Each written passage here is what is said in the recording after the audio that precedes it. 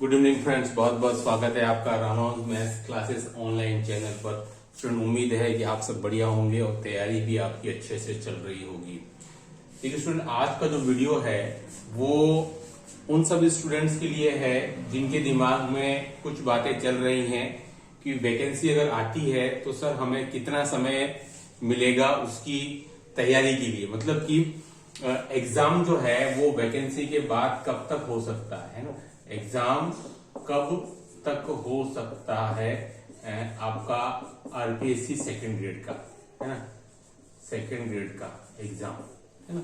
तो सुन देखिए, जनरली क्या होता है कि वैकेंसी आने के बाद में लगभग आपको 6 महीने अमूमन मिलते हैं, ठीक है। अगर ऐसा मान के चलें कि वैकेंसी अगर आपकी फेब लास्ट या मार्च फर्स्ट वीक तक आई तो आपकी जो एग्जाम है स्टूडेंट वो आपकी अगस्त सितंबर तक संभावना बनती है।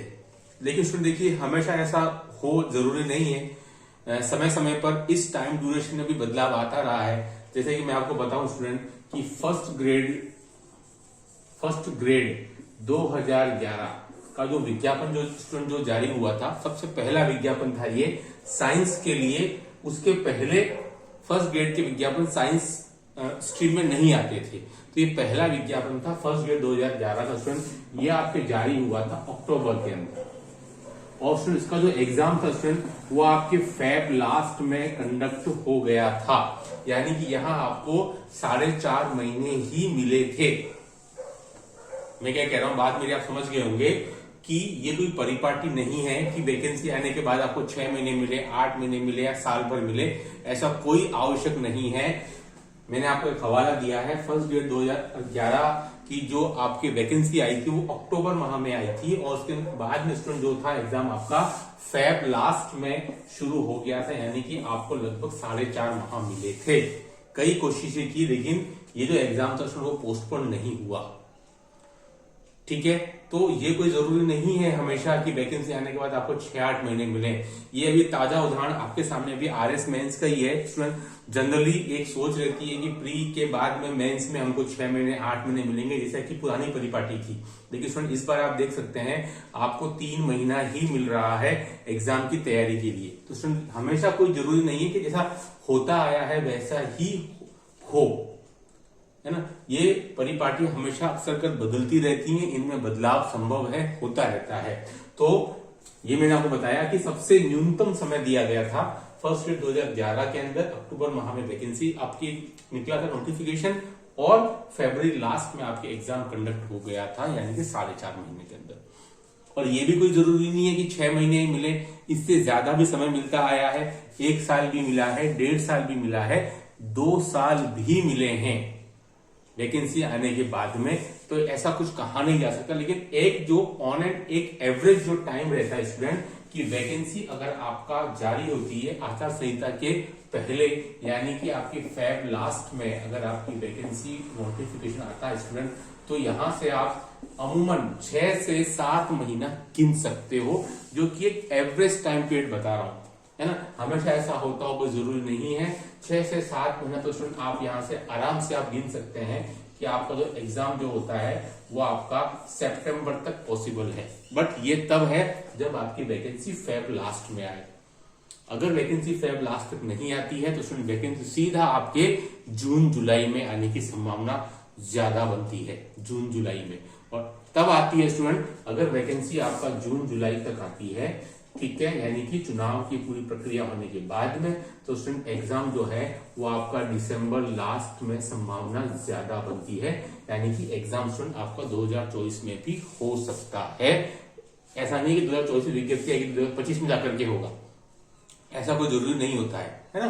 तो आपको बता दूं, एक ऑन एंड एवरेज जो समय दिया जाता है वो जनरली 6 महीने मिलता है, 6 महीने के आसपास। जैसे कि मैं आपको अभी बात करूं स्टूडेंट 2022 के अंदर जो विज्ञप्ति आई थी स्टूडेंट फर्स्ट ग्रेड और सेकंड ग्रेड दोनों की, तो वो आपकी अप्रैल माह में आई थी, ठीक है। तो आप समझ सकते हैं कि सेकंड ग्रेड का एग्जाम जो स्टूडेंट कंडक्ट हुआ था आपके दिसंबर में, और फर्स्ट ग्रेड एग्जाम जो स्टूडेंट आपको अक्टूबर में हो गया था, यानी कि आपको यहाँ 6 महीने ही मिले थे, फर्स्ट ग्रेड के लिए। सेकंड ग्रेड के लिए मैं मान सकता हूं कि आपको 7 से 8 महीने मिल गए थे, ठीक है। ये 2022 की बात है। वैसे अगर अगर मैं 2018 की बात करूं तो विज्ञप्ति जो थी वो एज इट इज अप्रैल माह में जारी हुई थी। उसमें देखिए सेकंड ग्रेड एग्जाम जो है वो आपके अक्टूबर लास्ट में हो गया था, यानी कि फिर वही आपको 6 महीने मिले थे। फर्स्ट ग्रेड में समय जब लगा था पोस्टपोन हो गया था एग्जाम, कुछ सीट्स इसमें कुछ बड़ी भी थी, इश्यू था, ठीक है। तो कहने का मतलब ऐसा कोई जरूरी नहीं है हमेशा आपको 6 महीने मिले, उससे कम समय में भी एग्जाम कंडक्ट हो गया है और उससे ज्यादा समय भी लगता है, वो परिस्थितियों पर निर्भर करेगा। लेकिन आपका काम क्या है कि वैकेंसी का वेट किए बिना आप अपनी तैयारी करते रहें, क्योंकि वैकेंसी आनी तय है। अभी आप अखबारों में भी देख रहे होंगे बहुत सारे जो स्कूल रेज हुए हैं पिछली सरकार के कार्यकाल में, वहां पर पदों की स्वीकृति अभी तक नहीं हो पाई है। मुझे लगता है बहुत जल्दी पदों की स्वीकृति भी हो जाएगी। उसके अलावा भी हजारों की संख्या में पद खाली पड़े हैं, तो एक बड़ी विज्ञप्ति बिल्कुल आएगी। लेकिन आप ये नहीं मान रहे थे कि विज्ञप्ति आने के बाद चूंकि हमको 6 महीने 8 महीने या 1 साल मिल रहा है तो हम उस दौरान तैयारी कर लेंगे। क्योंकि ये मान के चलिए कि मैथ्स का सिलेबस जो है वो आपका 6 से 7 माह से पहले खत्म नहीं होता। 6 से 7 माह मिनिमम टाइम पीरियड है। अगर आप क्वालिटी वाइज पूरा सिलेबस कवर करते हैं 6 से 7 माह, अगर आप डेली 2 घंटे पढ़ते हैं किसी भी कोचिंग पर या स्वयं, तो 6 से 7 महीना लगेगा। 2 महीने बता रहा हूं, सॉरी 2 घंटा, 1 घंटा तो ये कहां जाएगा, साल भर से ऊपर हो जाएगा वाला है आपको, ठीक है। तो 6 से 7 माह से पहले सिलेबस खत्म नहीं होता। तो आप खुद डिस्कस कर सकते हैं कि आपने अगर विज्ञप्ति आने के बाद आपकी तैयारी शुरू की तो 6 से 7 माह है वो तो आपका पूरा कंटेंट पढ़ने में ही निकल जाएगा। चाहे खुद पढ़े या किसी भी और सोर्स से पढ़े, तो उसकी आप प्रैक्टिस कब करेंगे स्टूडेंट। मैथ्स में इंपॉर्टेंट चीज प्रैक्टिस होती है। जब तक कि आपका एग्जाम के पहले 3 बार प्रैक्टिस नहीं हो जाता तब तक आपके लिए एग्जाम में वहां जाकर के कम समय में क्वेश्चन अटेम्प्ट करना बहुत मुश्किल है। 3 बार घर पर और चौथी बार आपको एग्जाम में जाकर के पेपर करना है। यह है सफलता का मूल मंत्र, ठीक है। मेरे ख्याल आप समझ गए होंगे कि आप कितनी बार प्रैक्टिस हो जानी चाहिए, ठीक है। 3 बार आपकी प्रैक्टिस घर पर होनी चाहिए उस सिलेबस की। चौथी बार जाकर के आप उस लायक बन पाएंगे कि उस कम समय में प्रेशर के अंदर आप वो पेपर कंडक्ट कर पाए। बाकी तो आप देख सकते हैं 6 से 7 माह में जब एक ही बार आपका पेपर आपका सिलेबस हो पाएगा तो आप प्रैक्टिस कब करेंगे, बहुत मुश्किल है। इसलिए मैं बार बार इस बात पर जोर देता हूं कि जो सीरियस कैंडिडेट हैं, जो वास्तव में अपना सिलेक्शन चाहते हैं, वो ये सही समय है, जब जागो तब सवेरा। लेकिन अगर वैकेंसी आ गई एक बार तो फिर आपके पास में समय ज्यादा नहीं बचेगा, फिर बहुत आपाधापी मचेगी और फिर आप बहुत कोशिश करेंगे, आप बहुत सारे टॉपिक्स को छोड़ने की कोशिश करेंगे कि आपको उतना समय नहीं होगा कि आप सब कुछ कवर कर सकें। तो आप जितना सिलेबस कम करेंगे 70% 60%, तो वहीं से आपका चांसेस होने का कम शुरू हो जाएगा सिलेक्शन का, ठीक है। तो आप रेस में बने रहने के लिए मैंने बार बार कहा है, मैथ्स में सबसे ज्यादा प्रैक्टिस की जरूरत पड़ती है। प्रैक्टिस ही मैथ्स में सफलता का एकमात्र मूल मंत्र है, दूसरा कुछ भी नहीं। ये भी मैंने बता दिया है कि 3 बार प्रैक्टिस, यानी कि 6 से 7 बार माह में आपका एक बार सिलेबस होगा। फिर आप 2-2 बार 2-2 महीने में 2-2 2.5 महीने में स्टूडेंट 2.5 महीने में एक बार सिलेबस हुआ, 2.5 महीने में दूसरी बार सिलेबस हुआ, यानी कि 1 बार कोचिंग पर और 2 बार आपका घर पर। 3 बार सिलेबस आपका हो चुका है, यानी कि आपको पूरा 1 साल चाहिए एग्जामिनेशन हॉल में जाने से पहले, जो अभी सबसे प्रॉपर समय है। अगर आपने समय निकाल दिया तैयारी के अंदर तो फिर पछताना पड़ेगा, और फिर एक अटेम्प्ट चॉइस का चला गया तो सीधा जाके 27-28 में आएगा चुनावी साल में, है ना। तो मैंने इसलिए हमसे बार बार जोड़ दिया आपको कि आप किसी भी एग्जाम की तैयारी कर रहे हैं, सेकंड ग्रेड हो, फर्स्ट ग्रेड हो, आरपीएससी की, शिक्षक भर्ती की, स्पेशली मैथ्स में समय चाहिए आपको प्रैक्टिस बहुत ज्यादा करना पड़ता है। नहीं तो वहां जाकर क्या होता है, इजी क्वेश्चंस भी आपके गलत हो जाते हैं, आप चीजों को भूल जाते हैं क्योंकि आपने चीजों को दोहराया नहीं था, रिवीजन नहीं हुआ था, वो सबसे इंपॉर्टेंट है। तो मैंने आपको बता दिया 6 से 7 माह में एक बार आपका कंप्लीट होगा सिलेबस, जबकि आप 2 घंटे रोज पढ़ेंगे कंटेंट को। फिर 2.5 महीने में आपका एक बार सिलेबस कंप्लीट होगा, यानी कि 5 माह और 6 माह, यानी कि 11 से 12 माह आपको पक्के चाहिए अगर आप अपनी सफलता चाहते हैं कॉन्स्टेंटली तैयारी के साथ। 11 से 12 माह तक आपको रोज 4 से 5 घंटा मैथ्स को देना है। जीके की कहानी अलग है, तब फिर आप देखेंगे कि आप विद कॉन्फिडेंस जाएंगे पेपर देने के लिए और आपका सिलेबस पूरा अच्छे से कवर होगा और आपके सामने कोई दिक्कत नहीं आएगी।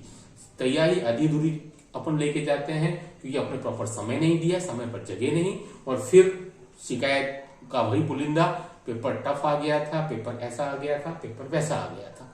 नो डाउट 2022 का पेपर टफ था, ऐसा नहीं आना चाहिए था क्योंकि उसमें कुछ चीजें मेंशन नहीं थी और सब चीजें उलट-पुलट हो गई थी, लेकिन तब भी जिनकी अच्छी तैयारी थी उन्होंने भी उसमें अपना स्कोर कर लिया।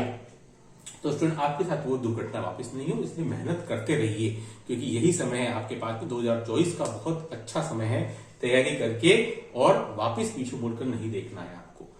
तो मेरे ख्याल से आप इस बात को अच्छे से समझ गए होंगे कि वैकेंसी फेब लास्ट में आती है या जून जुलाई तक आती है, आपको उसका वेट नहीं करना।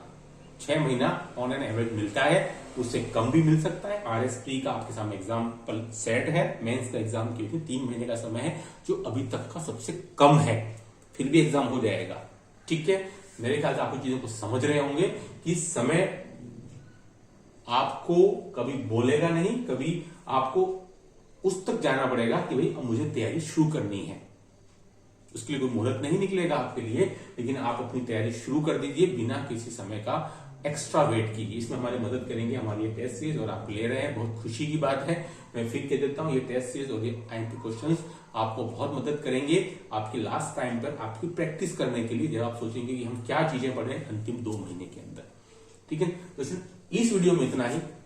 ऐसे बहुत सारे इंपॉर्टेंट कंटेंट जो है मैं आपके लिए लेके आता रहता हूँ, केवल हमारे चैनल पर ही मिलते हैं। मेरा काम मोटिवेट करना है कि आप लगातार मेहनत करते रहें और अपने सक्सेस को प्राप्त करें। इस वीडियो में इतना ही। Do like share subscribe my channel. Okay, thanks, बहुत बहुत धन्यवाद।